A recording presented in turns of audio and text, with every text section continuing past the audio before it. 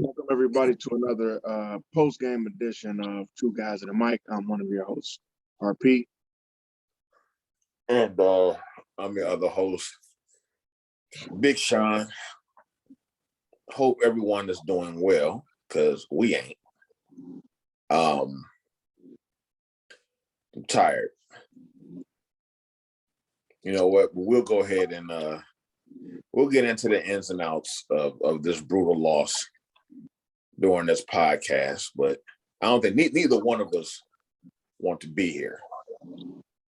And this is the hardest part about doing the podcast. Like, I couldn't imagine being a radio show host, sports talk, especially as brutal as being a Browns fan has been like the last 20 years, and have to do this like every day when you have to do it.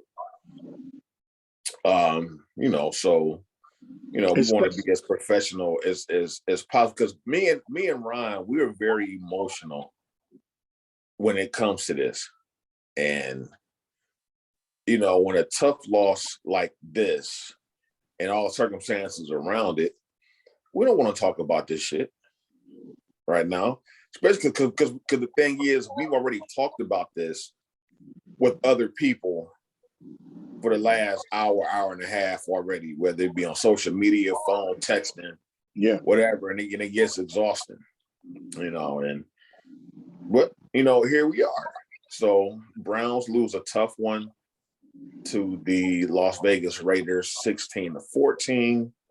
It's been a very exhausting, not only season, but this last week has just been very, very, very exhausting and debilitating, with everything going on around the team with COVID, whether the game's going to get pushed back or not, who's going to play, who's not going to play, and then for it to come down to a last-second field goal when you think that, you have game one, and then it's just like Ron said earlier, like somebody stole your damn lunch money at school. And that's how I feel right now. Let's go ahead and get into it, and we're going to talk about the implications for the rest of this fucked up ass season.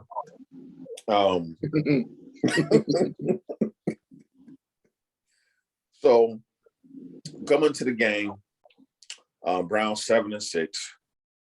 Everything started to fall apart, early last week with guys going on a COVID list. I think, who was the first one to go on that we know of? Was it Baker?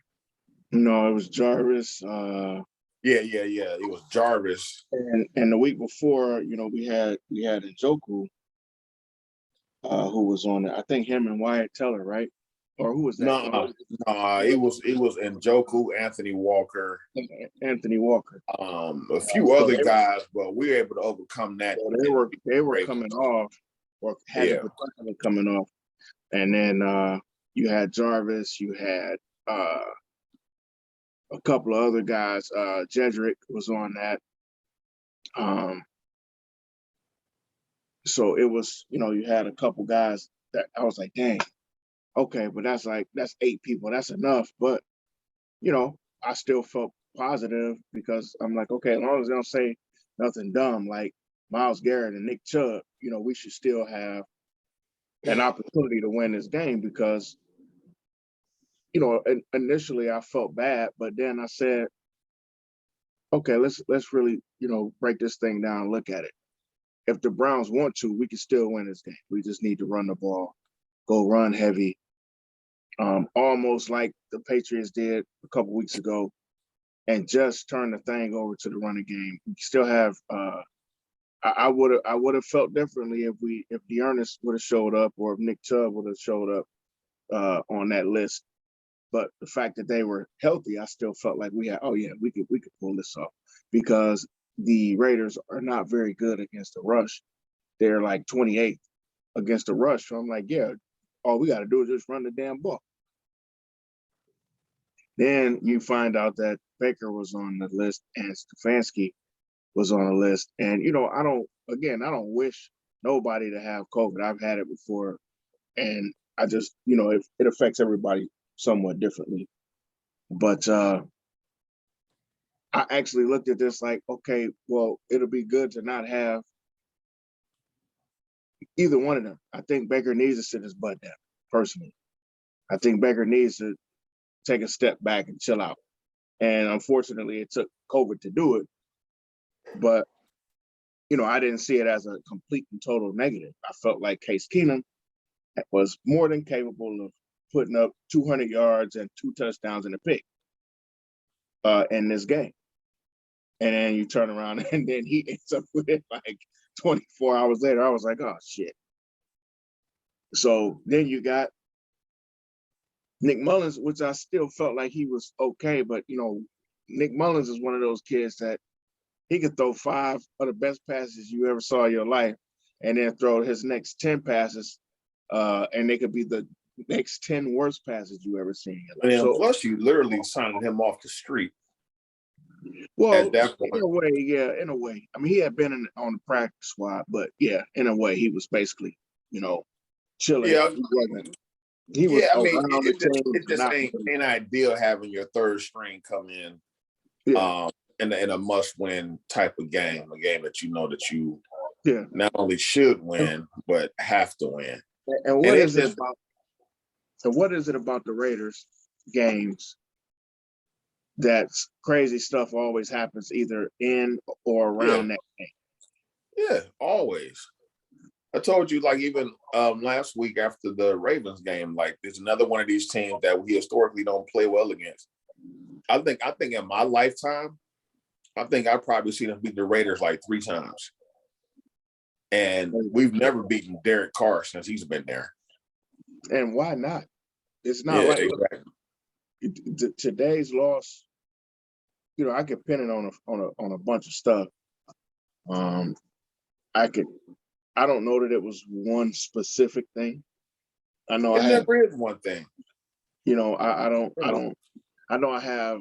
Chase McLaughlin up behind me or whatever. But first of all, he should take that 3 off his shirt since he can't make a damn field goal. You be wearing number 0. Yeah, you should be Um, 0. my thing is, I'm not even angry at the Browns for losing the game. I'm more angry at all the circumstances around it. Well, I'll put it like this: angry about the Browns losing the game. I'm absolutely angry that the Browns lost the Well, yeah, I'm not angry at them. I'm mad that we lost game. the game. I'm mad at I'm them not for in a losing. yeah. I'm not in a position to say, well, damn, I can't even say that. I am in a position to say this dude should have did this. Listen, you Yeah. guys get paid to play football. We all understand the outside situations. Whether you're the first string or the 8th string, your job is to go into the game and play. Now, of course, we don't expect on certain levels, depending on who that 3rd or 4th or 5th string person is.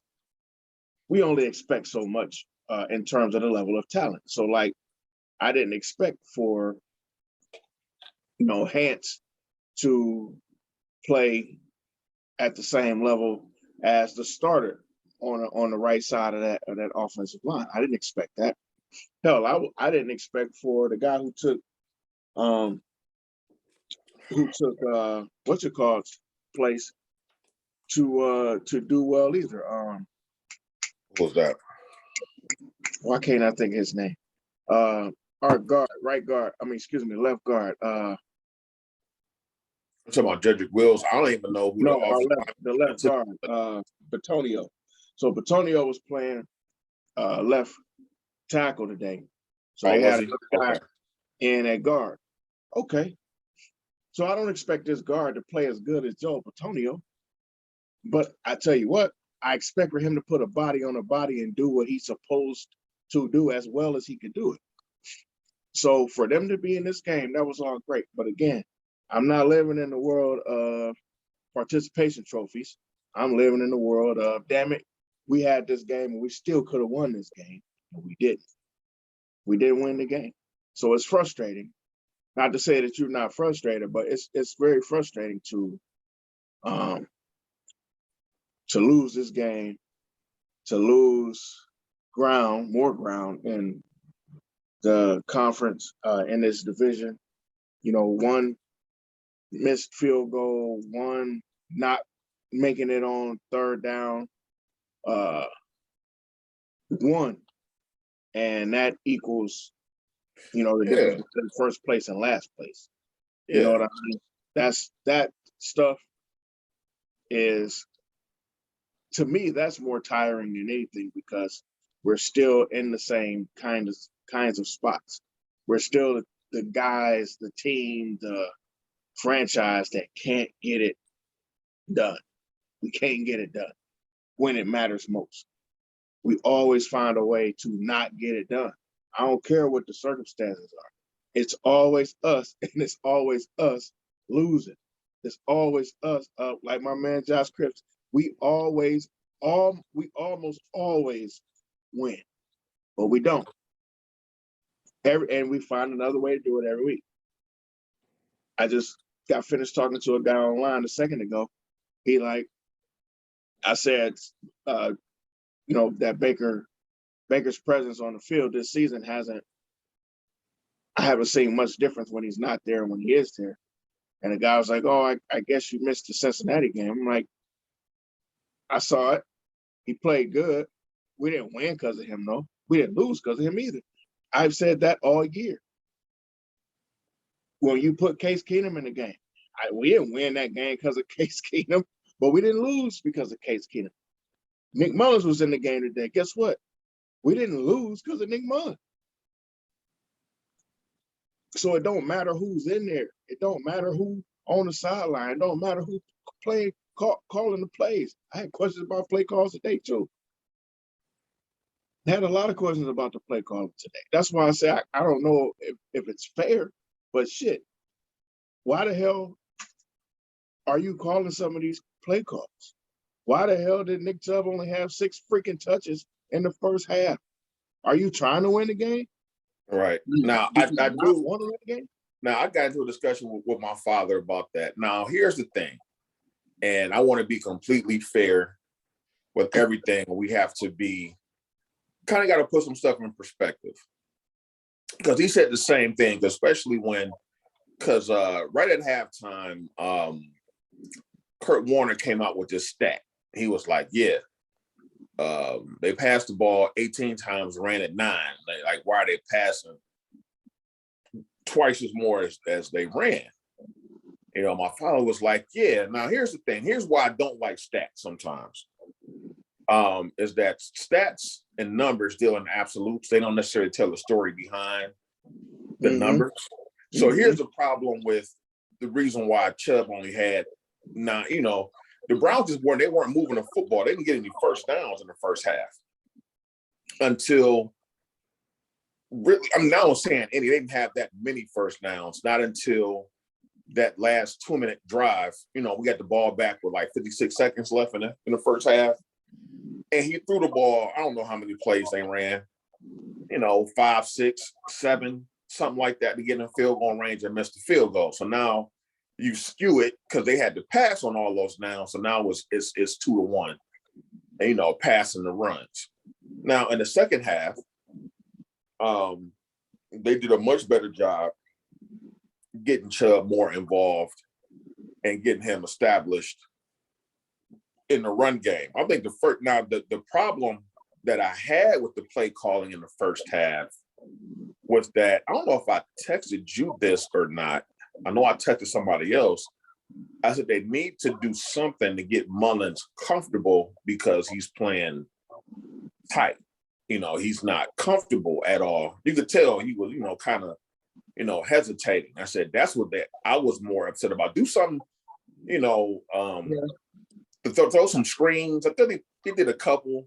Do something to get him more comfortable. But I wasn't mad at. Because the run game it wasn't working, but they were trying. They just weren't getting. They just weren't moving the ball. So if you don't get any first downs, you're not gonna have as many opportunities to. You're not gonna have as many plays run. Period. Listen, man. In that case. Listen, man. I hear you. I agree, especially with that thought process on the stats. People love to throw a stat out without having the content behind the actual Right. stat. So that part I thoroughly understand. That part I thoroughly I get, and I agree with that. I think that um, you have to know the context of the stats. So if you look at the 6 carries for 14 yards in the first half, you say, "Damn, man, either he ain't running well, or something's wrong with the line, or why is he only getting 6 carries?"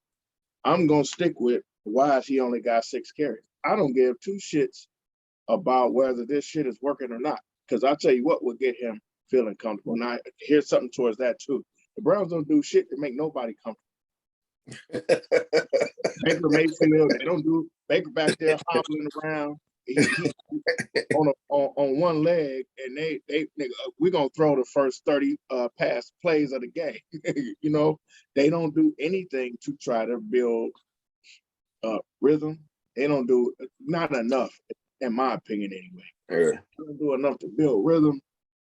They don't do enough to build um, that feeling of, like you say, I'm comfortable now, or this is gonna get the blitz off of me. You know, they did run. Honestly, they did run some screens. They were terrible screens. It looked like Hugh Jackson screen plays, where people were kind of out of position. You know, nobody was behind the blockers when the catches were made. You know, Yeah. it's just uh, the you know, how the players ran the plays. I don't know if they were great plays per se, but the way that the plays were executed wasn't all that great either. So it was a number of things, and then he had drop passes, which, you know, that doesn't help with comfort either. When you get, You can't like that. Like, I knew we were in trouble when Peoples Jones dropped that pass. I mean, right down the sideline, It's bro. like you can't, like, when you're already playing shorthanded in a type of circumstance like that, you can't leave plays like that on the field. You can't leave any of that on the field. And that may have been a play there that got him more into a rhythm. If you look in the second half, once he started hitting a few passes here, I tell you what, really on that last drive in the first half, I think it's what started getting him a little comfortable. We started hitting a few passes here and there, getting a little bit in a rhythm. They kind of carried over, you know, to the second half. Well, I tell you what, if you know, we make a field goal, yeah, that too.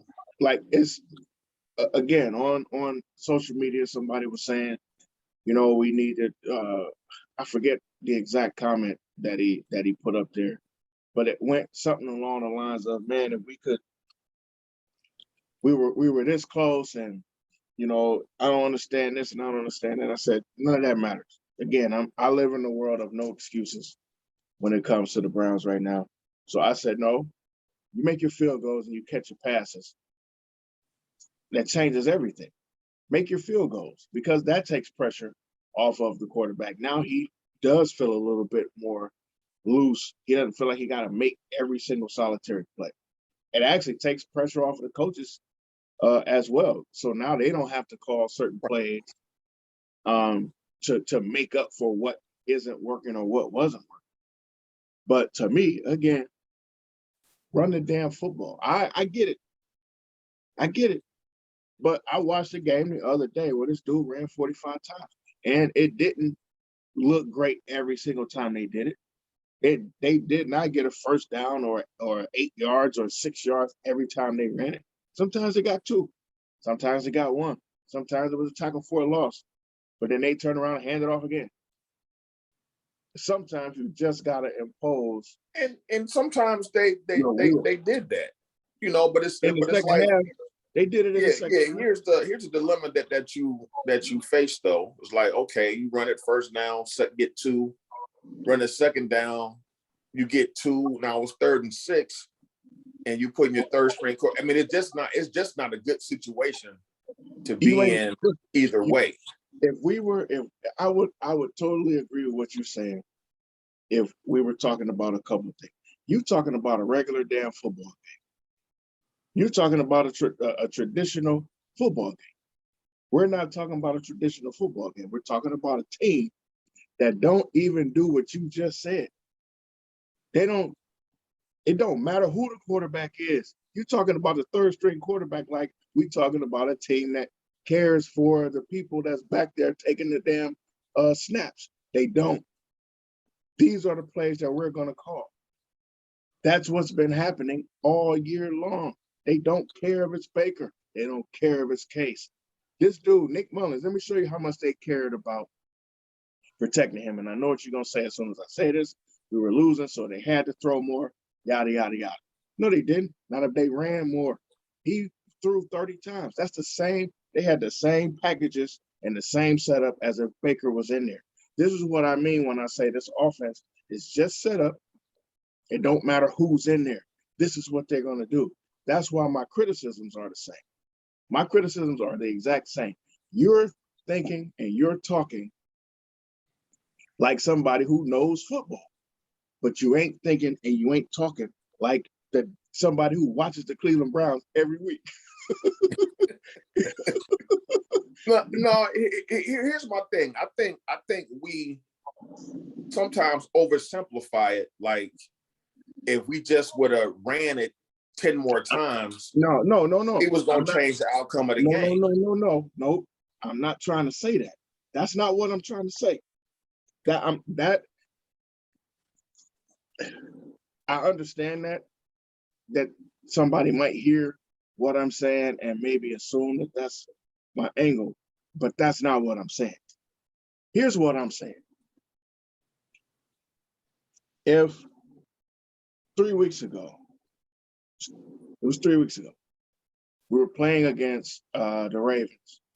So we decided we're going to throw the ball because this team doesn't play well against the pass, correct?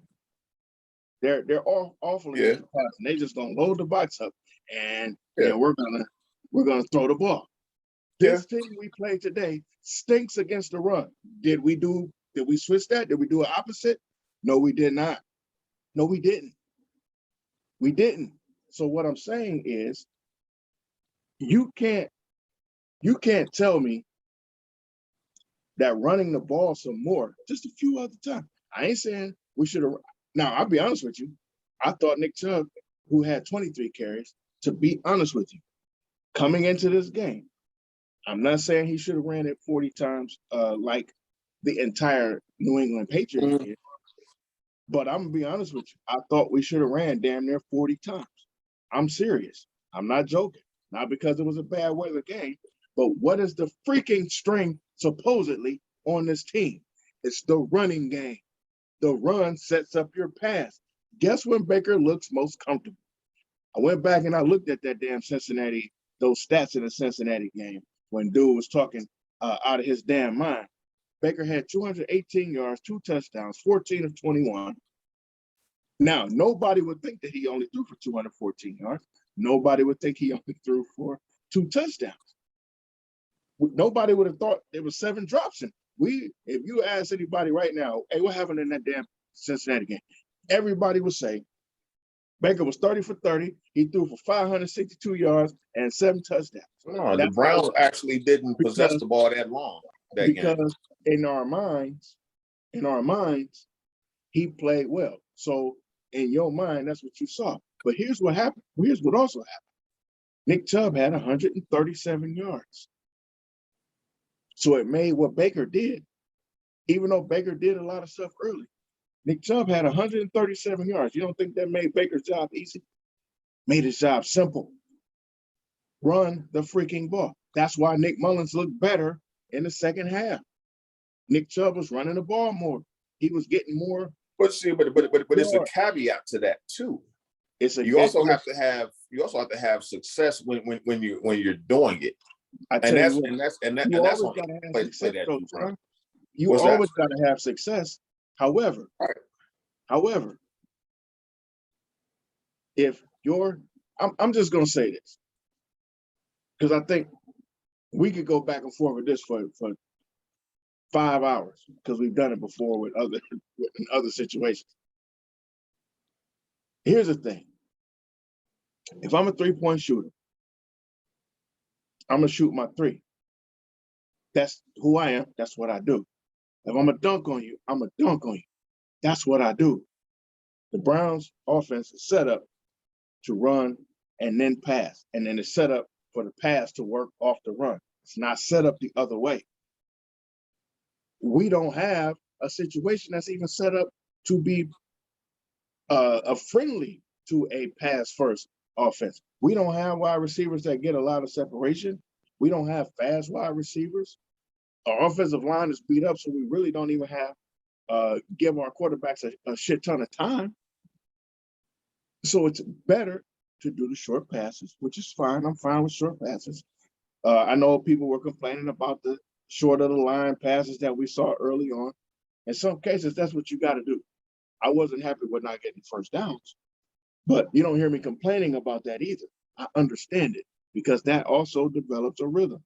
Short passing, hopefully this dude can stretch out or break a tackle or get past a guy and get a first down. I get it. But when that's not there, because again, drop passes and missed field goals and bad play calling all help to do the exact same thing that not running the ball or running the ball and getting 2 yards does. But you can't stop doing it. You have to keep doing it, especially when that's who you suggest that you are, when you claim that's your identity. The way that the Browns are running right now, and this is crazier, I couldn't believe this either. We scored 14 points a day with 2 janitors and a dude who fried chicken at KFC. And we're averaging about 14 points when we got all pros every single Sunday. This is retarded. This is ridiculous. This offense is ridiculous. It's not working. I don't know if it's AVP. I don't know if it's Stefanski. It ain't working. And it's not working for a bunch of people on this team. Well, a lot of it may, and like I said, we can speculate, but I think coaches sometimes, like stuff that worked last year, didn't necessarily work the next year. Mm-hmm. And then it's up to the coach to say, okay, how can we still keep our same philosophy but make it look different to keep them off balance? And that's probably what they didn't do.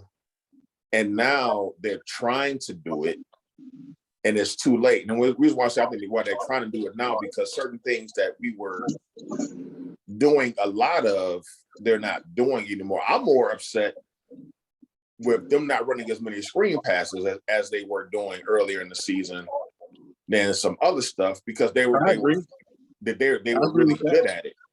They've all but cut that out of the offense. They've also cut out play action rollouts too. They did now, and that could be them trying to adjust what they're doing and making the scheme look different. I have no idea, really.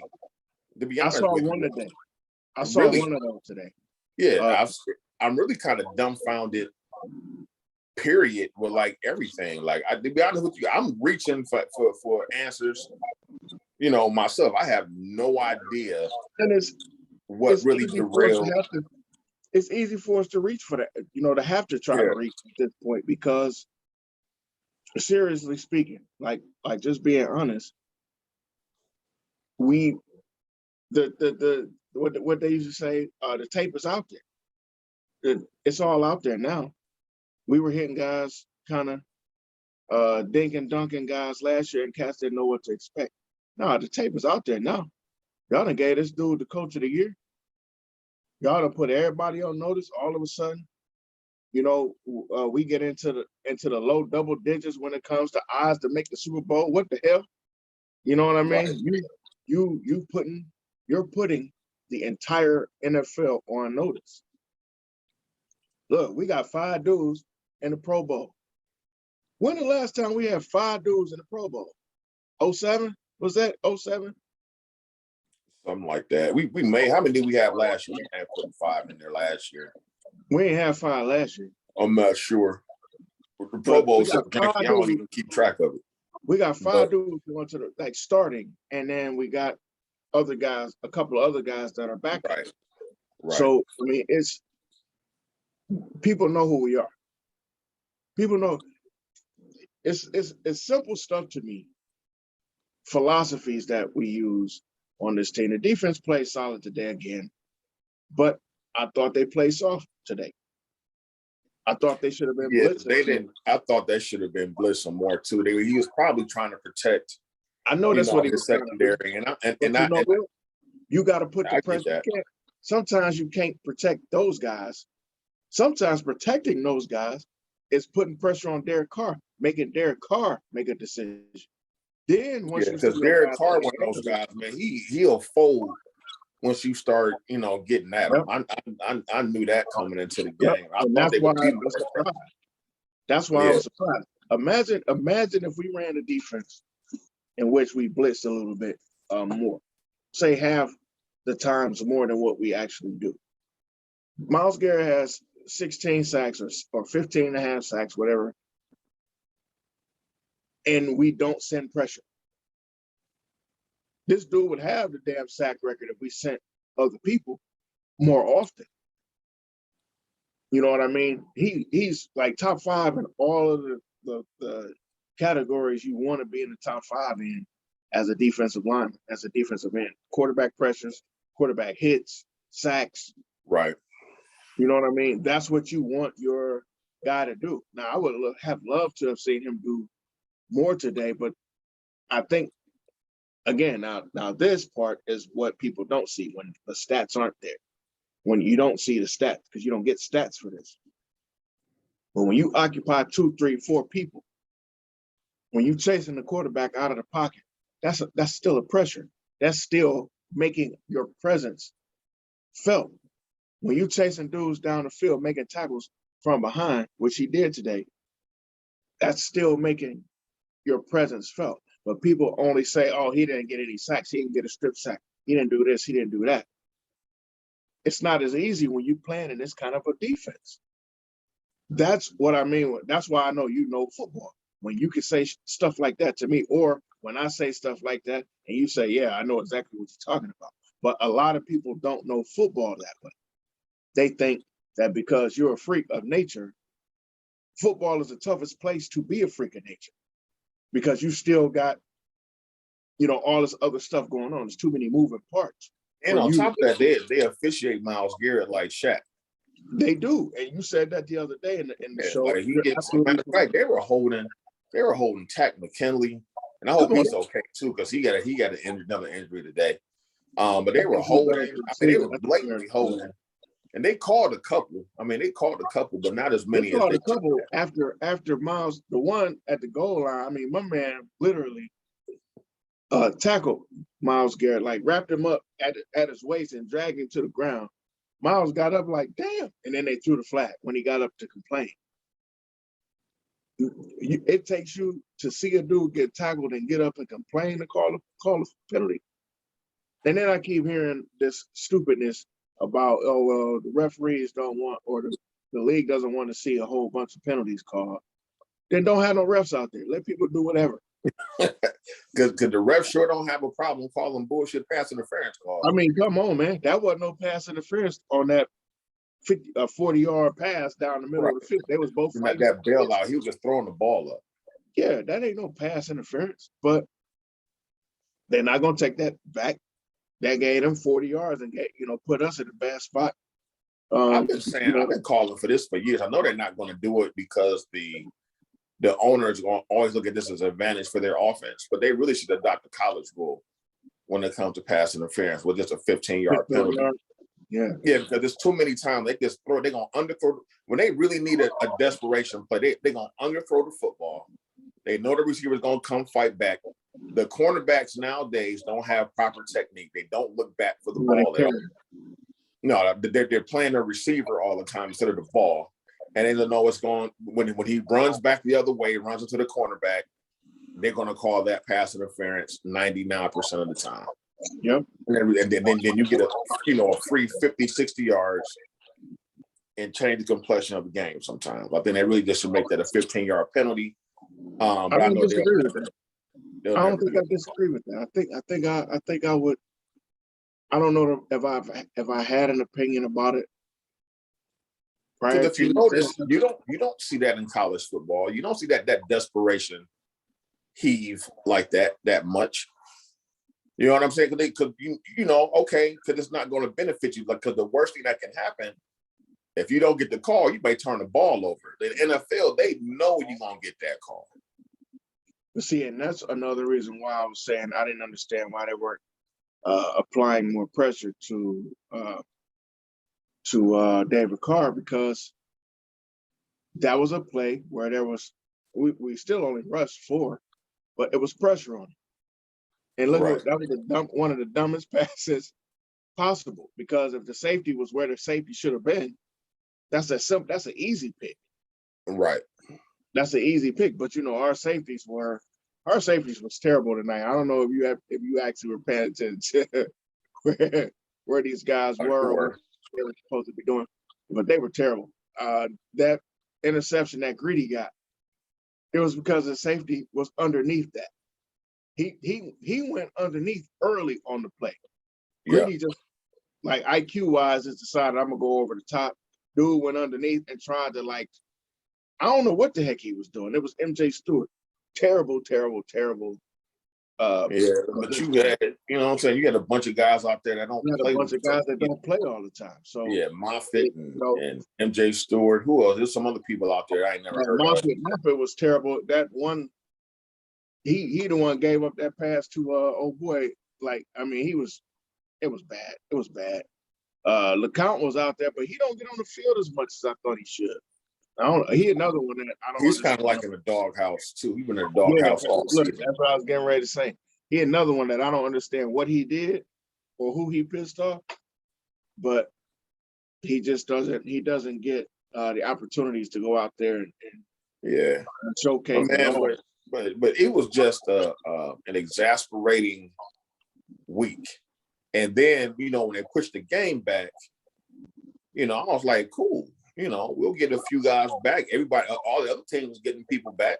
The Rams or Redskins, they're getting 3, 4, 5, 6 players back, and I'm waiting for the announcement, and we got one, pretty much. Yeah. Besides the guys that came off the list from last week, and not even all those guys came off. And I'm like, man. Not everybody. I'm glad Njoku was back.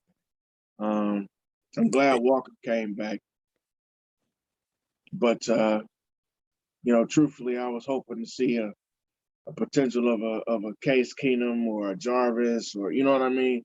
Right. Like somebody who could have gone out there. And here's also the elephant in the room, and you mentioned it earlier about our receivers not getting separation. Now that you mentioned Jarvis and those guys, I hate drafting receivers in the first round, but that has to be our first round pick.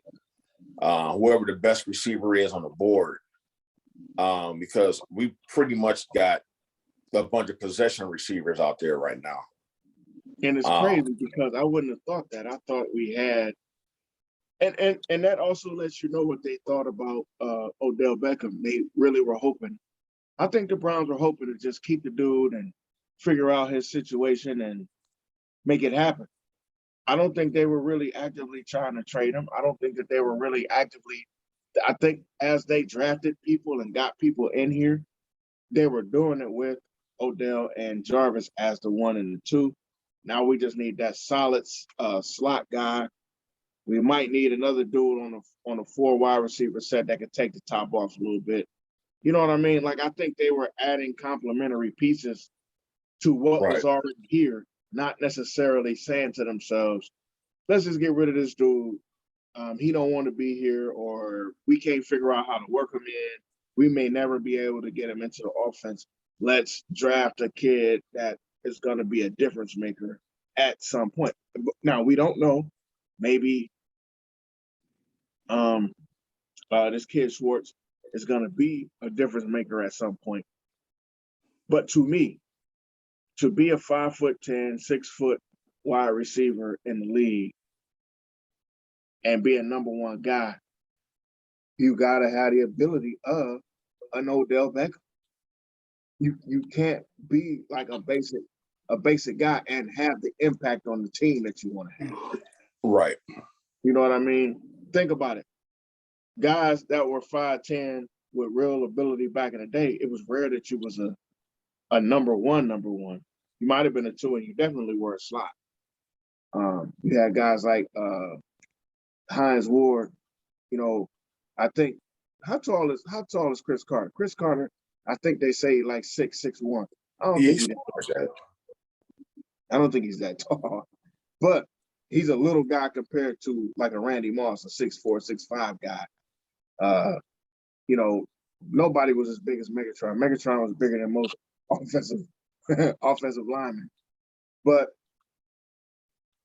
you need to have somebody with some size and with that ability on top of being able to catch when you need them to catch.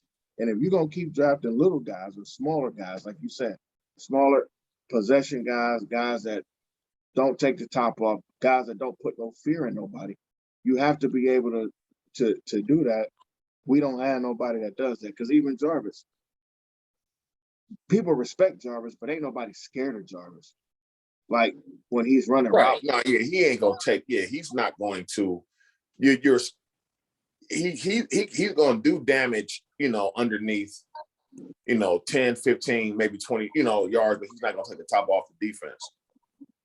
Here's one thing too, and this kind of not changing subjects, but kind of something that we kind of maybe dismissed early in the season because there's been a disconnect. Stuff just ain't been clicking all season for the most part. I mean, we looked decent against KC offensively, looked okay, against, Los Angeles, the Chargers and stuff like that. And then stuff kind of like started falling apart. But here's one thing that always disturbs me. And sometimes we tend to overlook stuff like this. And this is when you're trying to establish yourself as a perennial contender. Sometimes you have a coach that will treat your team as already having arrived before you even get there. One thing I noticed watching the Chiefs in the preseason, they were playing all their guys during preseason. I mean, Mahomes played 3 preseason games. We're always afraid, like, what if you get hurt during preseason, blah, blah, blah, blah, blah. Andy Reid didn't give a damn. Andy Reid's trying to get his team ready for the season, period. Where and it's not just Stefanski, he's not the only one that does. It's a lot of coaches that do this. The Browns have not gotten to the point yet where you can do that. Like you need as much work, as much chemistry, as much timing as your guys as you possibly can get. And you run in these soft ass training camps with no contact, giving these guys like the country club treatment before they deserve it. I think all plays a part in this because you can see it where guys think it's okay to wear costumes before a damn football game when your rivals are in town. You ain't gonna let that one go. No, I'm not, because that shows where their thought process, really is. It wasn't on winning championships yet. They don't understand what it takes week in and week out to be a perennial contender. Like people were counting KC out earlier in the season. Like it's too much season left to count them out. You can't count them out. Yeah, they got too much cachet to count them out. They're going through a rough patch. Been to 2 straight. Listen, if you're gonna count them out, I get it. If you're gonna say, listen, they just look tired. Because it's tough to make it 2 or 3 straight Super Bowls. It's tough. I have no idea how Buffalo made it to 4 straight Super Bowls. I have no idea how they did that, because even the best teams that you may have ever seen in your life don't make it back-to-back Super Bowls. Exactly, and they went to 4. Right, but the point that I was saying is that they when you're constantly getting big leads and giving them up late, and we were even doing that last season. We were pulling them out. The difference was we were eking those out, as opposed to this year. We lost several of those games, so that shows that you don't have that killer instinct. You don't know how to finish games. So we, coming off the 11-5 season, winning a playoff game, you kind of think that you've arrived. Like, okay, we've arrived. No, this is the NFL. Things change quickly. It's not that much difference between teams. Well, again, it's not. I think if anything, out of the three major sports, basketball is still light years behind. But football was talking about parity. If you remember this, and I know you do, Yeah. because you pay attention to stuff like this. Football was talking about parity in the 80s and 90s, looking for parity where almost any team could win or almost any team could Right. make it to conference championship games. They've been going after this for a long time. Look at the AFC North right now. The Cleveland Browns are in last place. We're a 500 team in last place with 3 games left to play. We're a game out of first place as the last place team. That's parity like a mug. And even if we had won today, we would have been one of 6 teams that were 8-6. You know what I mean? So it's, you talk about parity, talk about crazy, like it's so competitive. Everybody has a chance. Now, I still don't think everybody has a chance to win the Super Bowl, but everybody has a chance to get to the playoffs. Everybody has a chance. And once you get in, who knows what happened? Remember that one year Tennessee? But that's why the playoffs are fun. Once you're in, you never know what's going to happen. You never know what's going to happen. You can have other team can have an injury or anything like that that pushes you up there. You'll never win the lottery unless you go buy a ticket. Right. So if you get the ticket, now we can talk about what are the chances of you winning or whatever like that. Because honestly, the odds are still the odds. But until you get that ticket, you don't know. So football has found that spot where anybody can win, and it's literally now, it's any given Sunday. It's literally, I know it's always been that way, but not really. It's literally any given Sunday right now. Look, with the Lions just beat the Cardinals. Any given Sunday, anybody can beat anybody, and you just don't know when it's going to happen. You don't know where it's going to happen. Unfortunately for us, I just heard somebody say it on the radio. We've won one, lost one, won one, lost one, but it feels like we lost 4 straight. It does. You know what I mean? It does. It's too much. I mean, because it's too much of a roller coaster ride, you know. And this team gets too high with the highs and too low. And I with the agree lows. with you, though. I do thoroughly agree with you, though, and that we got too high. Guys got too good. That's one of the reasons I go in on Baker as much as I do. When you talk about, oh, we're winning here now. What we win? What we do? Oh, you know what it is? We ain't done shit in a while. So we're supposed to be happy with winning at all. You know what I mean? But that I will agree with you 1,000%. And I was saying this last year when I was going completely and totally berserk, and you thought I was nuts about Kevin Stefanski.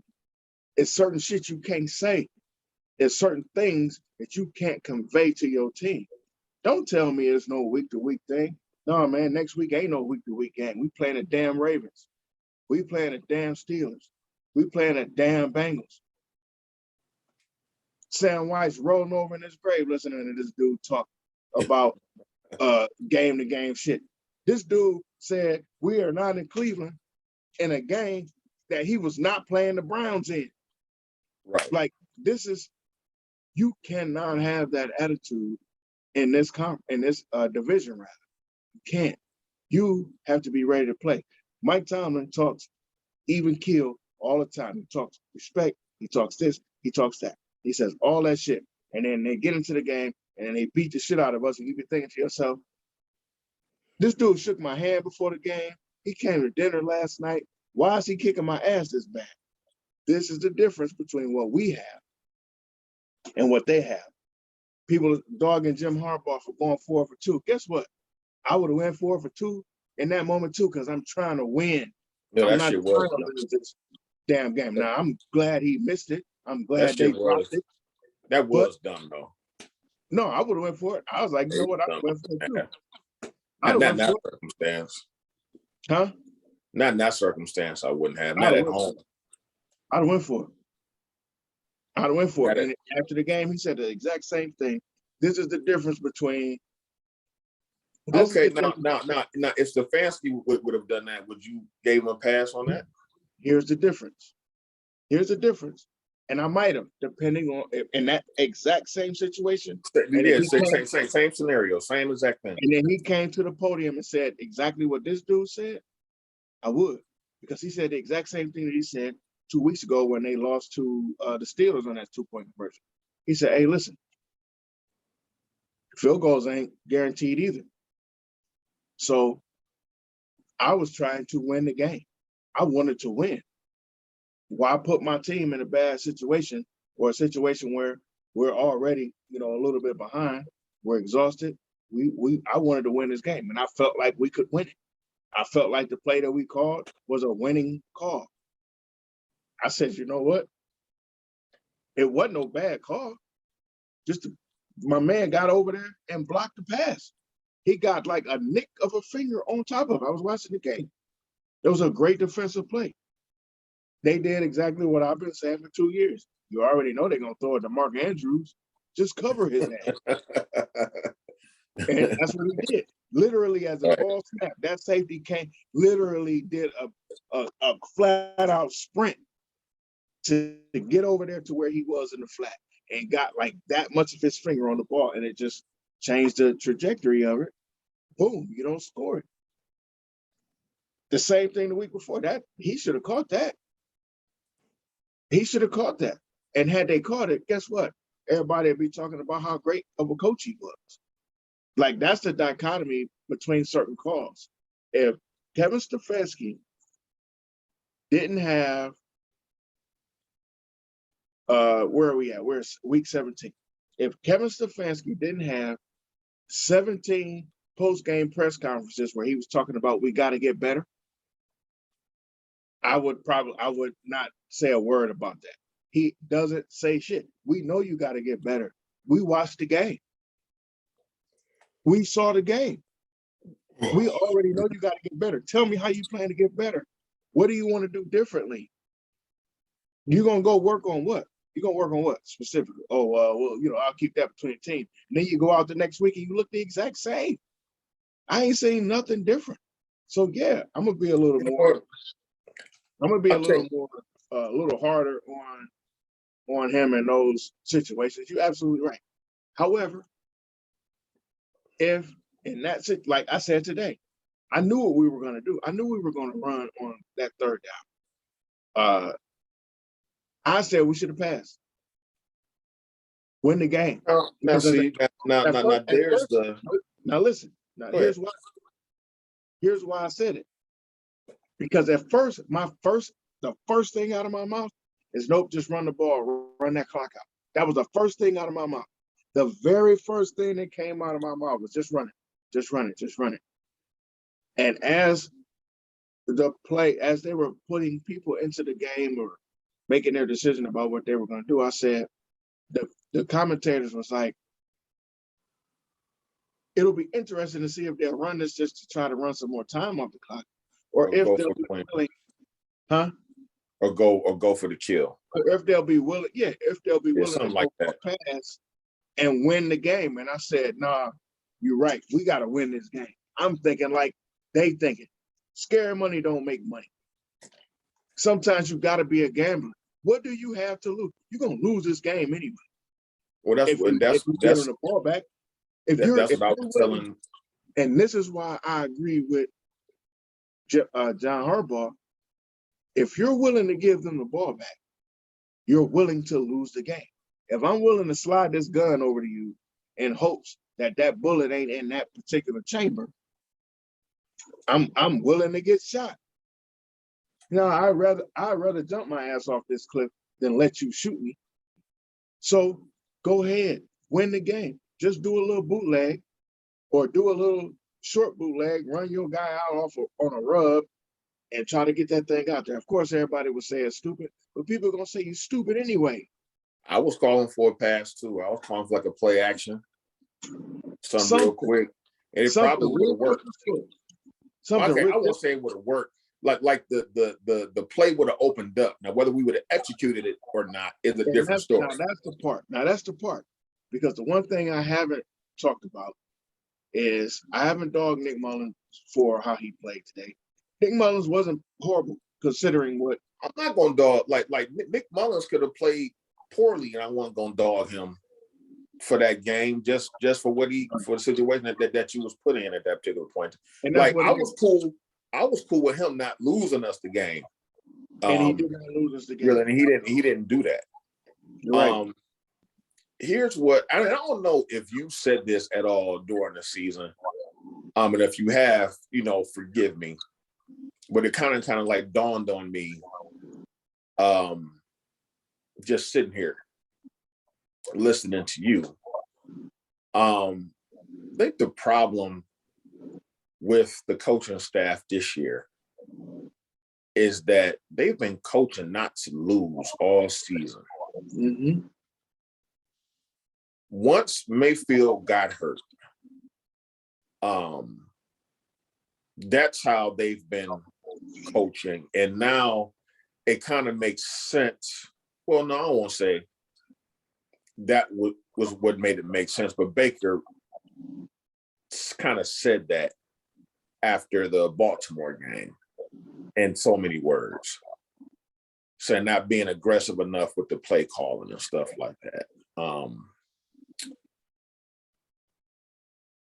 Because I remember Stefanski mentioning early in the season, is like, he said that he was calling certain plays, to protect his quarterback, make sure the protection was there. And so that goes to a flaw in philosophy, because you can't coach scary. You remember how we were dogging Joe Woods earlier in the season, saying that he's coaching scary, not trying to be, don't want to be aggressive because he don't want to get beat up top and stuff like that. He coached scary. And that's how they called the game today, too. Mm-hmm. Yeah, same thing he did today. And there's a fine line between putting too much on the quarterback in that situation and coaching scary. Because what you want to do, you want to coach smart.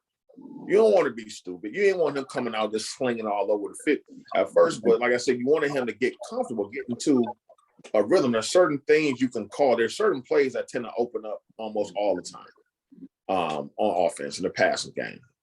Do some things like that, quick slants, anything to get him into a type of rhythm, because he's not a rookie. Ain't like he a rookie, never played in the NFL before. He's been in the league 4 years. He's been in the league 4 years. You know what I'm saying? Right. He's been in the league. He's been in the league for 4 years. Right. So, I mean, get a dude the opportunity. I mean, he's the quarterback. So I'm not suggesting that you let him throw 50 times. You know what I mean? But you put your quarterback in a position where he can win your team the game or keep your team in a winning position. Right. And now I bet you, I'm almost willing to guarantee, now that the Browns are in this position now, and now they're in a position where they ain't got nothing to lose, I bet you they coach differently. I bet you they start winning the game. I bet you they coach there. I bet you when we go to Green Bay Saturday. I have I have said that. I bet you they coach differently. Now I have said that something similar to what you just said. I don't know that I said it specifically like that we've said it at certain times, but I don't know that that's been my theme over the course of the season. That we're coaching. I think we're coaching scared. I think we're coaching scary. Now, here's the question. And I'm posing this question to you. It's not just rhetorical. Do you think that coaching scary with this group of coaches, do you think coaching scary can be changed? Do you think this coaching staff can kind of come out of that? Or do you think they're in it because of where we are, or do you think that's who they are? I think they're doing it based on the circumstances. Because we were pushing the ball downfield last year. I've seen it because that's the part of it where it's so confounding because you've seen like even with as bad as Baker's playing this year, people act like they've never seen him play a good game ever in his life, and we've seen several. Now, but we haven't seen is him play this bad this many games in a row, or the offense be this stagnant. Even when Freddie Kitchens was in here, the offense wasn't this stagnant, week in and week out. That's the confusing part about everything. Like it's like, and we've been saying this stuff been going on in that locker room too all season. So who knows, like all the ins and outs, all the intricacies that's going on, that's causing the problems that they're having now.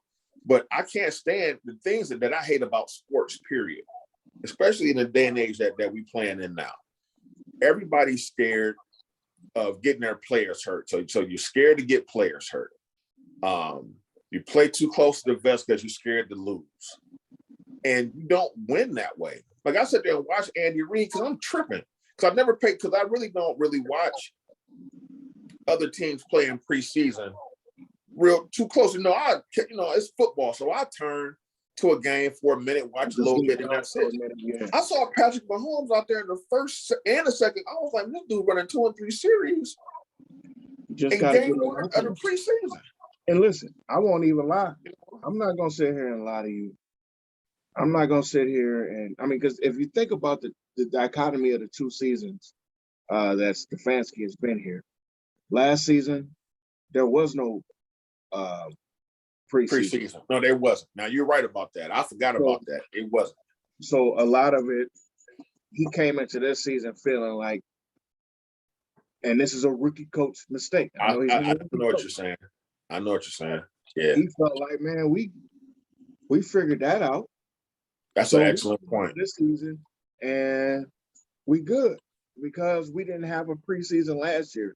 So these guys not playing in the preseason, it's not like a dire strait to have them. That's an excellent point. And now, we lost the game at that. We didn't just go through a preseason. We didn't even play 4 games. So, there was those games where you would have your team go out there and play. Like your third game was really like the first game of the season almost, where you put your first team offense basically played the first half or so. We didn't even have that third game, so now you got a new coach, a new head coach who ain't never even been in a preseason before. Now you get a preseason that's the newest preseason we've ever had in the modern era of the NFL. He screwed it up. And I don't know that he screwed it up on purpose. I don't think he did. No, of course not. Screwed it up on purpose. Trying to be perfect either. Because I've been critical of him.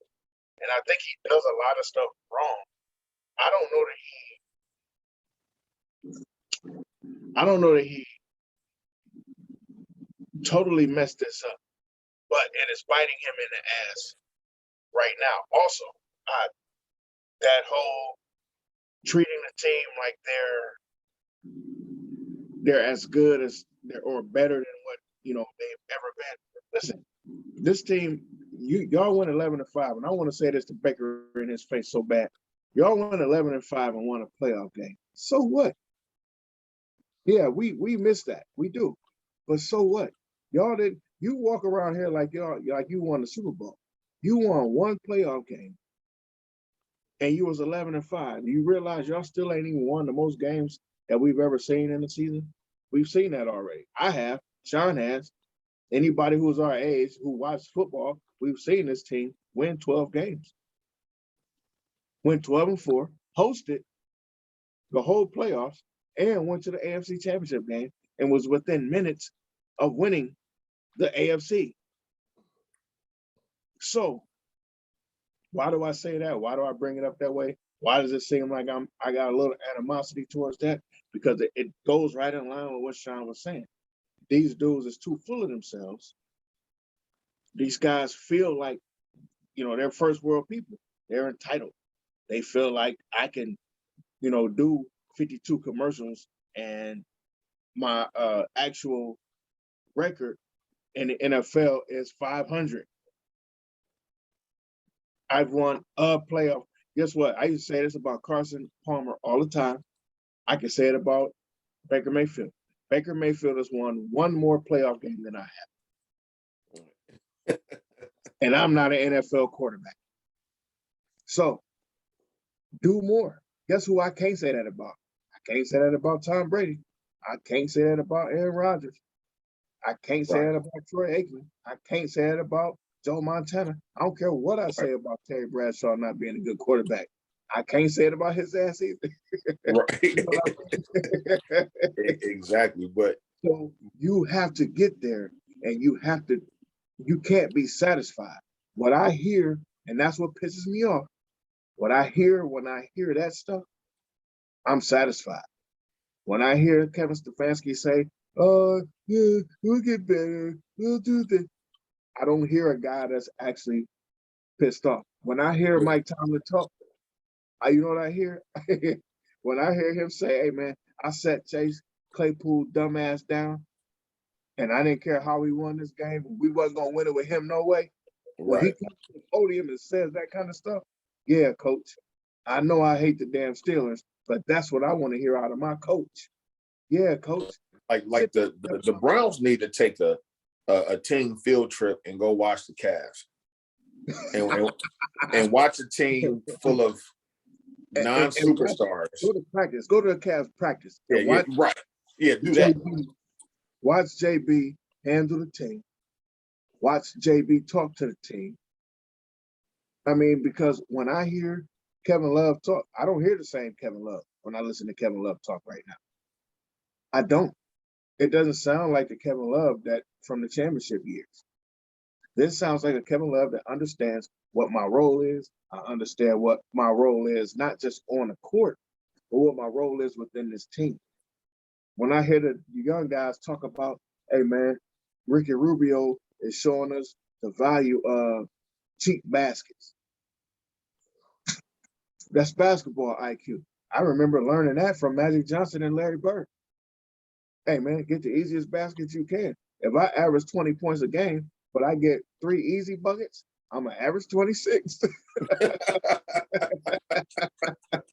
Like that's what you're supposed to do. You got to be a heady guy. You got to be a smart guy.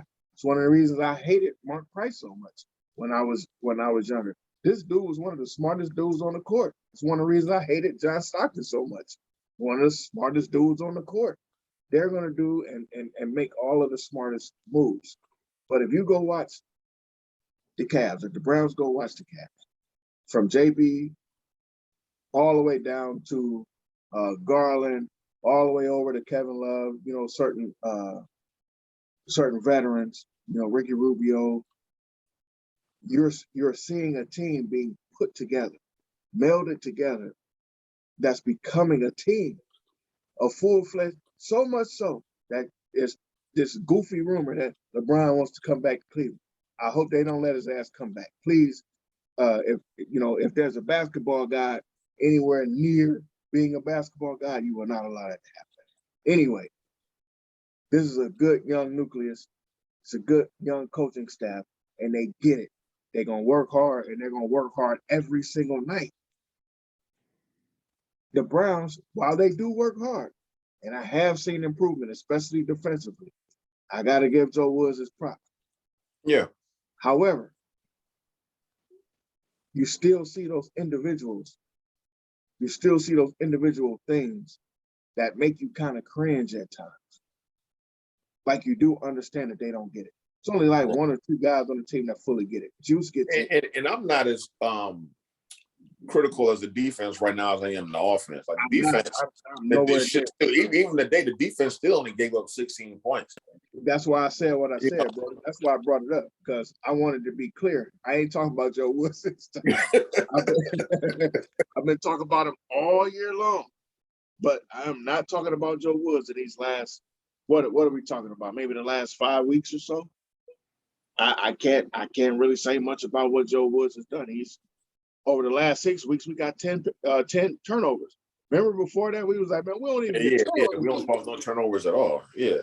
Now we got 10 turnovers in the last 5-6 weeks. So you're starting to see the defense understand where they need to be, understand what they need to do. And now you're just seeing the offense regress. And again, I don't know if it's because of the philosophy. I don't know if it's because of the play calling. And I also don't know for sure that it's just so weird, man. Not specifically the execution. I think it's a joint collaboration. Right. And here's remember I said earlier that I was more mad at the circumstances than being mad at the Browns. Because, all right, we win a tough game at the Ravens. Well, at home against the Ravens. Cincinnati loses. Everything is coming together perfectly where we control our own destiny. Then COVID rears its ugly head. And I'm like, man, this can't be happening right now. You got to be kidding me. Yeah. And then the league even extends the game. Because I didn't think the league was going to push the game back. I didn't think so either. They postponed the game. I was like, all right, we didn't get our players back, but at least it gave us a little bit more time to prepare, if anything. Not a good situation. So game started, we hanging in there, hanging in there. And Nick Mullins and Nick Chubb pretty much will us to get the lead. And I'm like, cool. I was like, man, if we just get through this game, and we can squeeze this game. We are right. We can squeeze this out. We are right. And we lose. Bro, it's the way that we lost. It's that singular thought. That singular thought had me like this.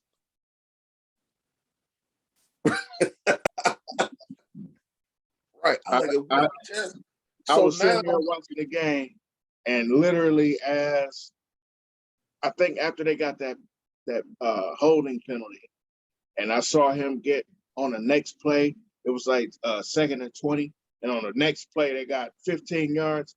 I said, look, I did just like this. That's how I watched the rest of the game. Yeah.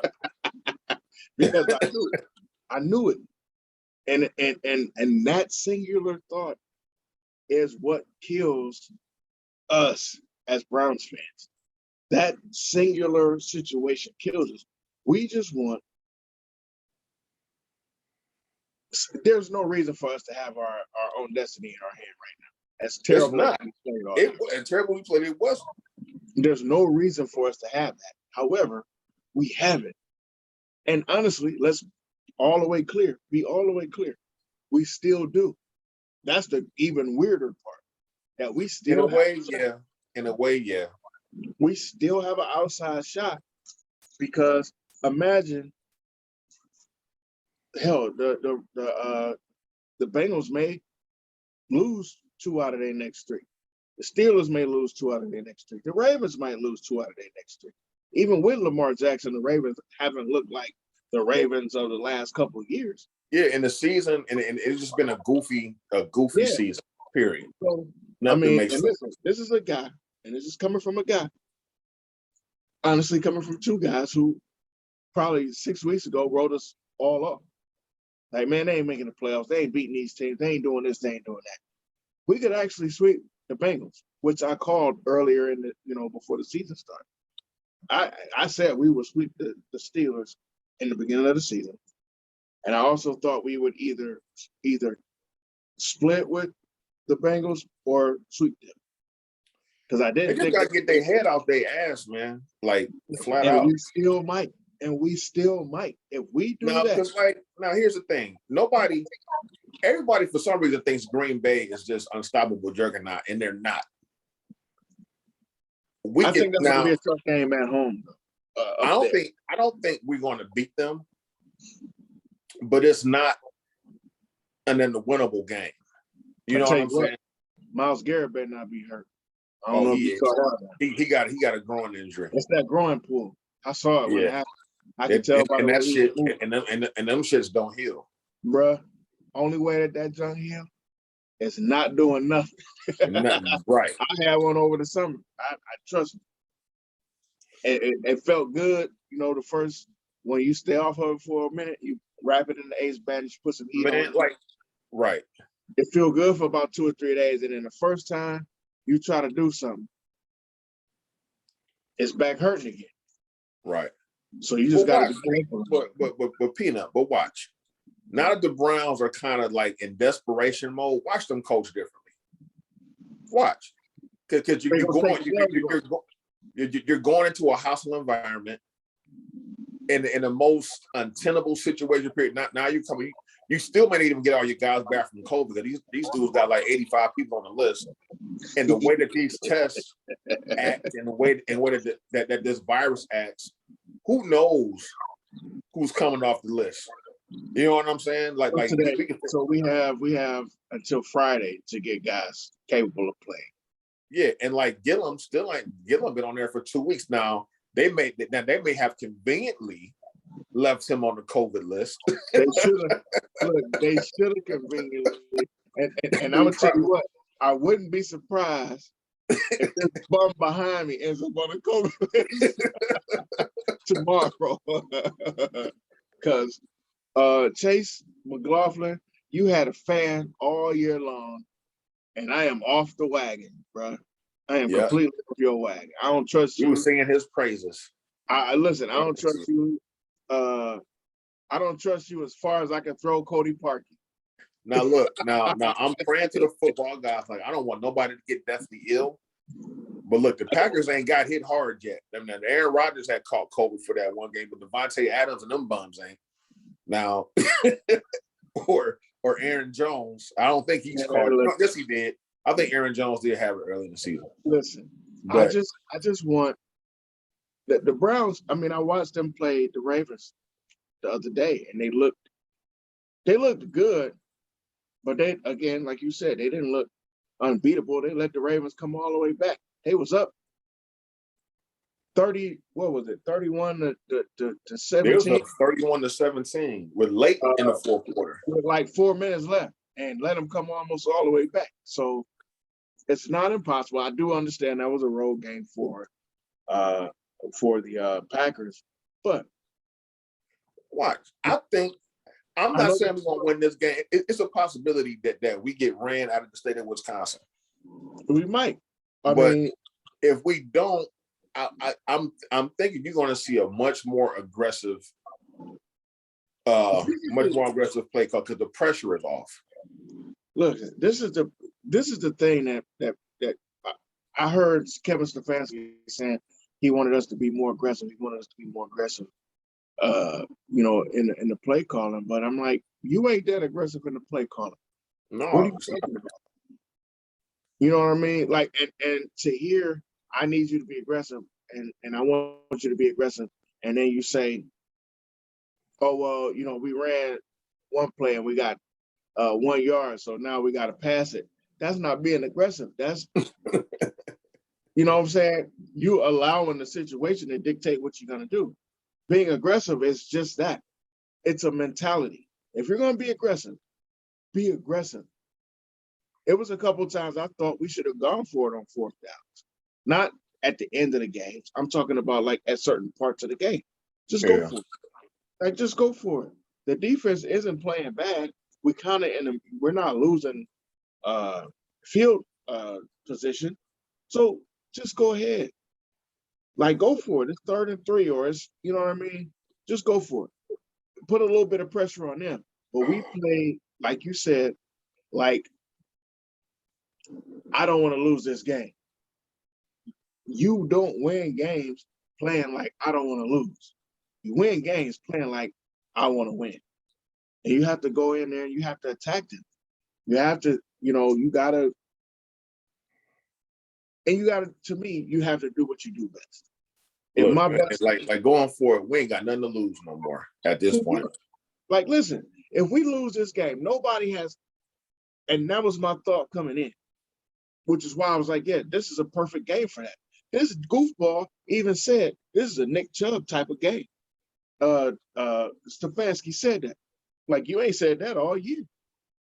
To me, every game was a Nick Chubb type of game.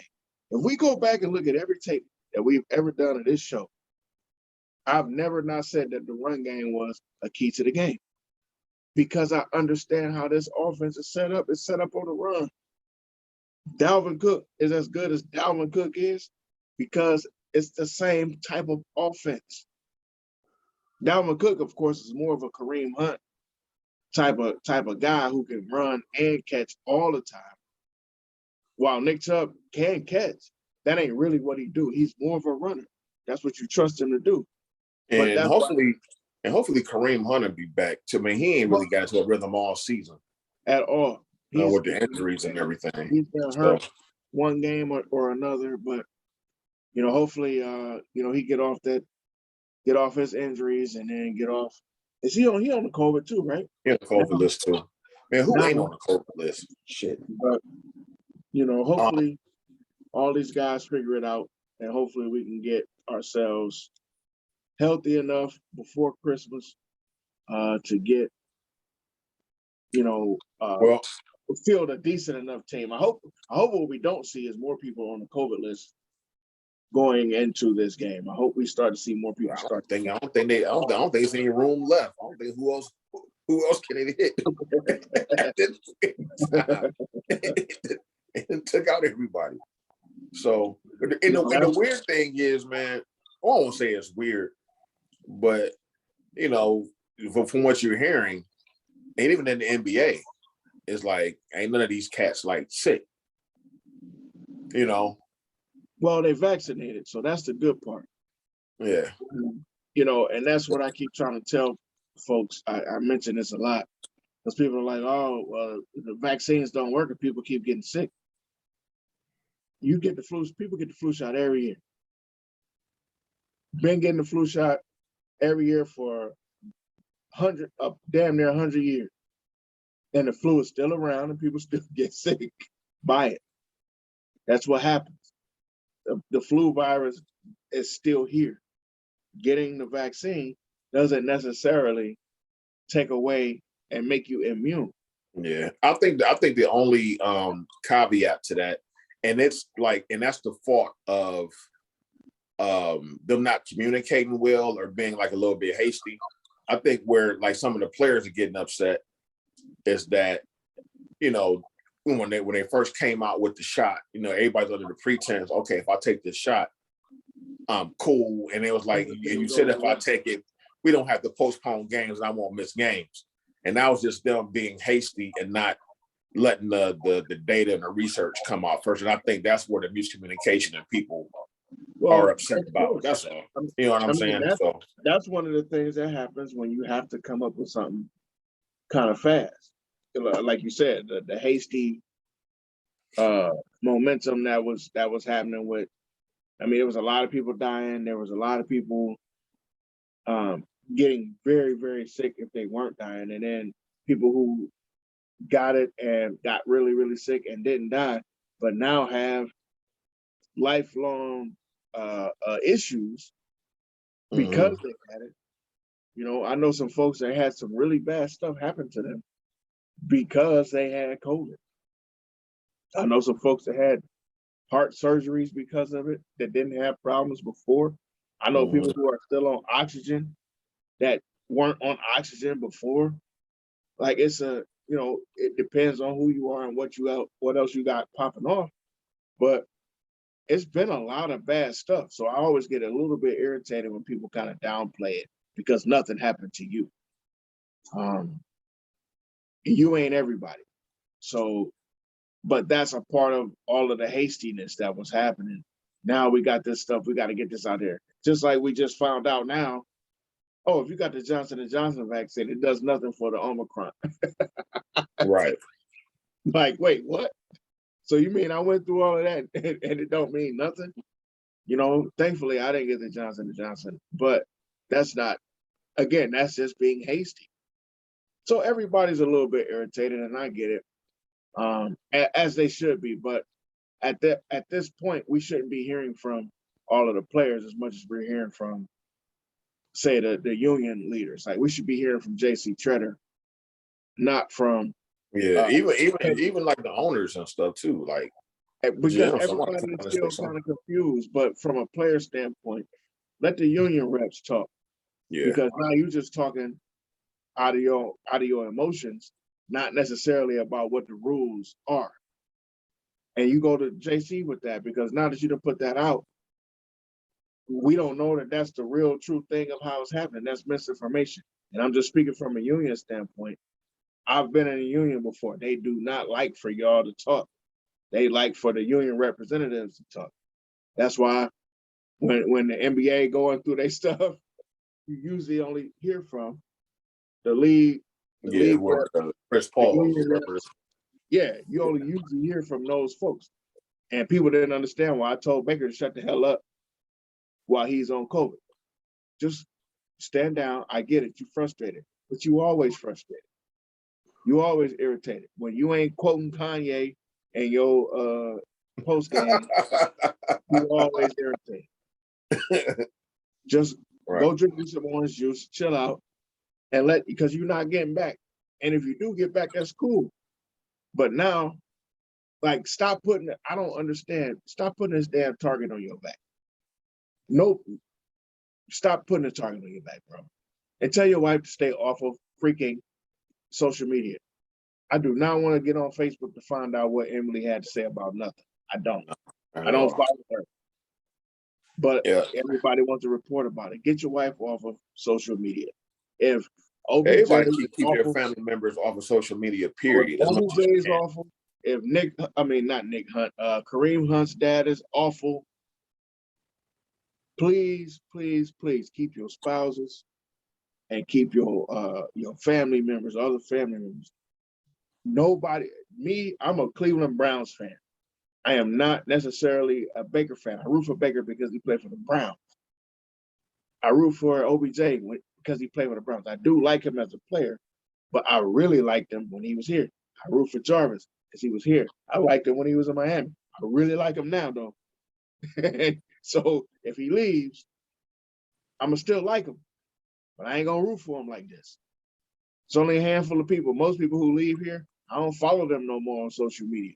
You gone. What am I following you for? It's only a handful of people that leave and I still follow them because I'm a Cleveland Browns fan. So guess what? Even if I follow Baker Mayfield or Baker left, I will never follow Emily Mayfield. I don't care what she has to say about me. Exactly. And that's not disrespecting her or Baker. I just don't I'll guarantee you Baker don't care what my wife got to say about his play. I'll guarantee you. And he shouldn't. So it's equal. I don't care what his wife got to say about not one thing. And that's not being disrespectful. Tell me what's gonna happen in the game. Talk about the game. But I don't want to hear it from you. Right. Just is what it is. And unfortunately that's where we are Yeah. in this society. But so as we stated earlier, we're a little bit frustrated. The Browns lost today. The Browns lost an important freaking game today. And I hate it. But we lost an important game. However, we still have two mega important games. Three. I count Green Bay as a mega important game too because of the loss column. I count Green Bay. We gotta win out. We need to win out. We don't gotta win out. That's the only reason I say the other two, because I've been focused on the division for a while. I've been focused on the division since I said we weren't gonna make the playoffs. To me, I knew that we don't own a conference. Really don't own a conference. Well, here's the thing. I know Baltimore is going to KC. I think Sunday. Cincinnati. Is that Pittsburgh? Playing? It may be Pittsburgh. I'm not sure, and I can't check right now. I'm about to check.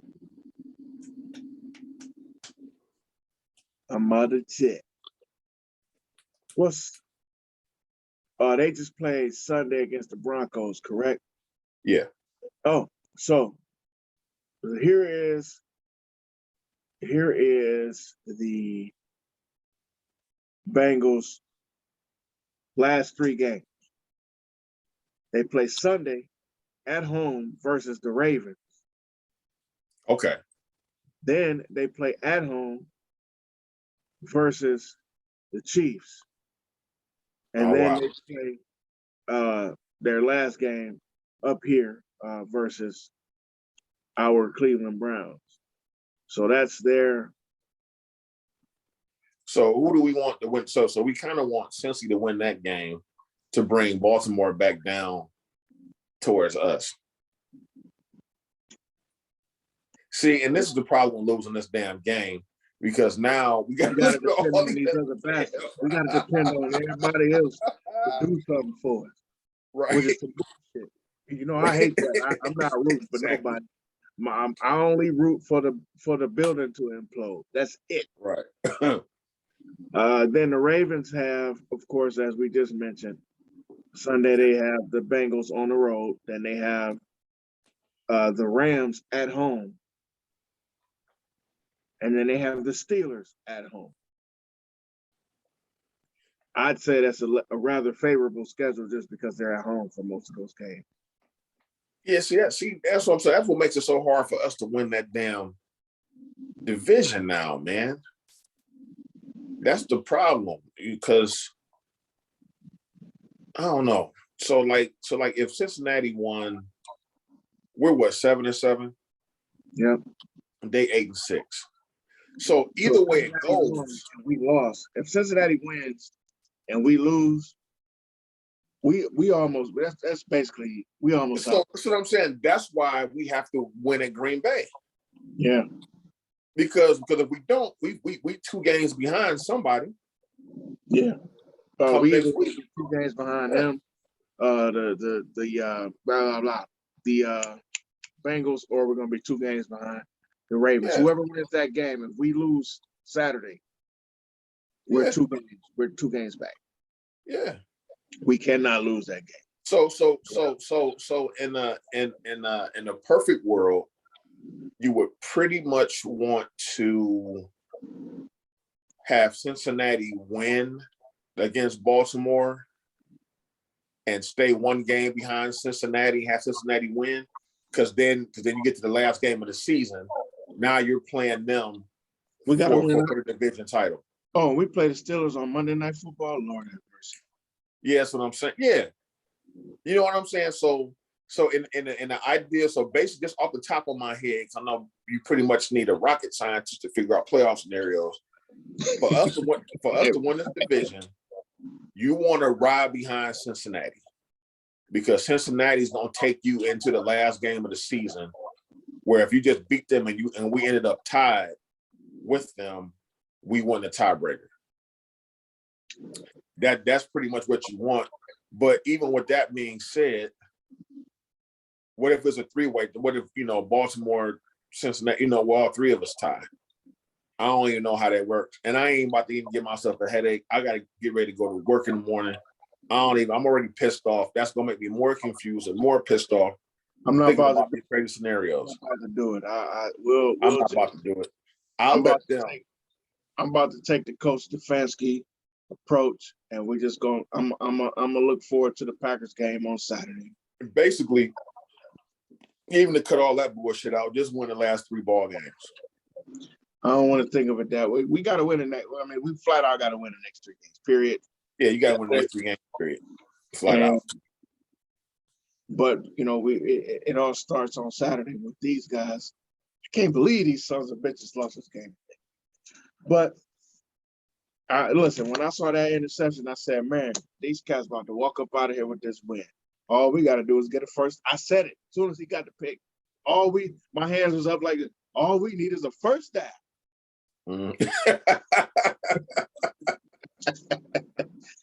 Son of them. Anyway, man, let's get ready to wrap this up so I can take my ass to work in the morning. All right, brother. You can catch us on 2 Guys in the Mic 216 on Facebook and YouTube, 2 Guys in the Mic 216 on Spotify, iTunes, Apple Podcasts, Google Podcasts, Anchor, any streaming platform, I guess, except iHeartMedia. Not yet. For whatever reason. Not yet. Not yet, anyway. So we're gonna wrap this up, and we're gonna catch you guys next time. I'm about to sleep this off, and when I wake up in the morning, I would like to say I'll be and forgot about this game, but I won't. This one's gonna stick in my craw, probably until Christmas. Until we play Green Bay and see what happens. And we have a good chance of our Christmas being completely wrong because of these assholes. They can go ahead and just put the cherry on the top. Go ahead and lose the green. Matter of fact, in a way, I want them to put me out my misery. Because if they somehow beat me. What I don't. You know what I don't. I don't. And I'm gonna tell you why I don't real quick. Because the next, if we lose that game, first of all, I'll probably be doing a 2 out of those 3 games by myself. Because Sean gonna be like, man, I ain't doing that. I don't care. But if we lose this game on Saturday, the Saturday show is gonna be the worst show you guys have probably ever seen. Because we both will feel like it's over with. That's it. And we've already had shows like that this season. And they were really good shows. They were good shows. But if we really feel like it's over with, nah. It's gonna be like watching a damn tape suicide, man. It's gonna be bad. It's gonna be bad. It's gonna be awesome. Anyway, man, let me get off here. You have a good night, my brother. Have a good rest of your week. Peace out, man. Love you. Peace out.